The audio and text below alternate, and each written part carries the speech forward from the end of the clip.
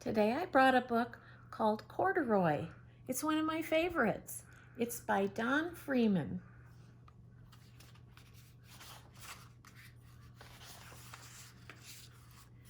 Corduroy is a bear who once lived in the toy department of a big store.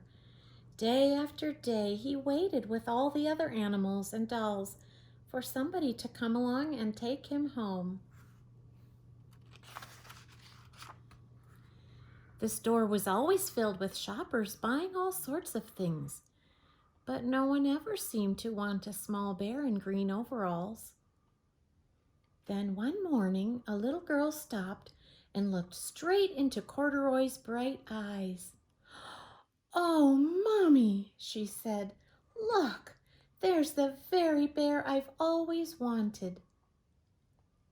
"Not today, dear," her mother sighed. "I've spent too much already. Besides, he doesn't look new. He's lost the button to one of his shoulder straps." Corduroy watched them sadly as they walked away. "I didn't know I'd lost a button," he said to himself. "Tonight I'll go and see if I can find it."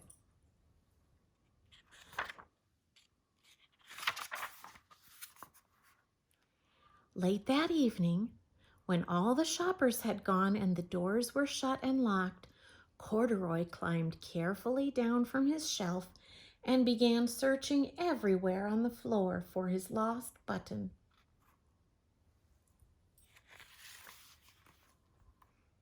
Suddenly, he felt the floor moving under him. Quite by accident, he had stepped onto an escalator, and up he went.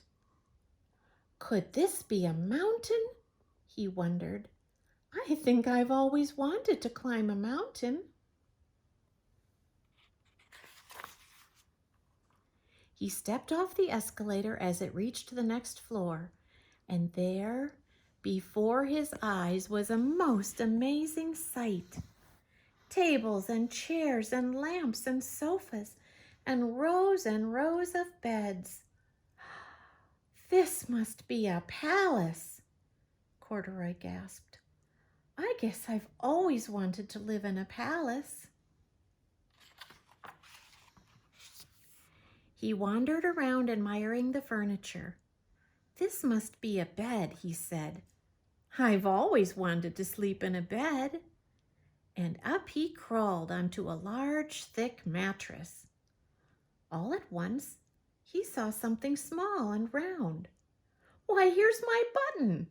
he cried, and he tried to pick it up. But, like all of the other buttons on the mattress, it was tied down tight.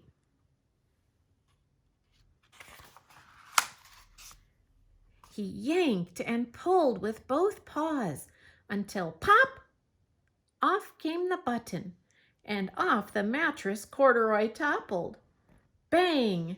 Into a tall floor lamp. Over it fell with a crash. Corduroy didn't know it, but there was someone else awake in the store. The night watchman was going his rounds on the floor above. When he heard the crash, he came dashing down the escalator. "Now, who in the world did that?" he exclaimed. "Somebody must be hiding around here."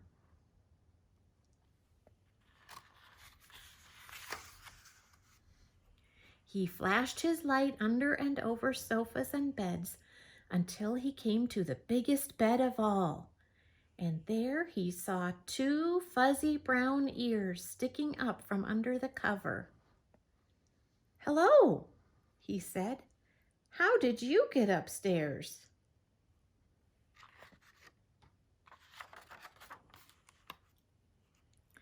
The watchman tucked Corduroy under his arm and carried him down the escalator and set him on the shelf in the toy department with the other animals and dolls. Corduroy was just waking up when the first customers came into the store in the morning. And there, looking at him with a wide, warm smile, was the same little girl he'd seen only the day before. "I'm Lisa," she said, "and you're going to be my very own bear. Last night I counted what I've saved in my piggy bank, and my mother said I could bring you home." "Shall I put him in a box for you?" the saleslady asked. "Oh, no, thank you," Lisa answered, and she carried Corduroy home in her arms.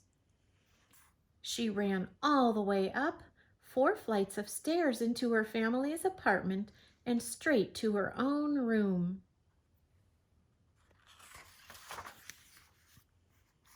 Corduroy blinked. There was a chair and a chest of drawers, and alongside a girl-sized bed stood a little bed just the right size for him. The room was small, nothing like that enormous palace in the department store. "This must be home," he said. "I know I've always wanted a home." Lisa sat down with Corduroy on her lap and began to sew a button on his overalls. "I like the way you are," she said, "but you'll be more comfortable with your shoulder strap fastened." "You must be a friend," said Corduroy. "I've always wanted a friend." "Me too," said Lisa, and she gave him a big hug. The end.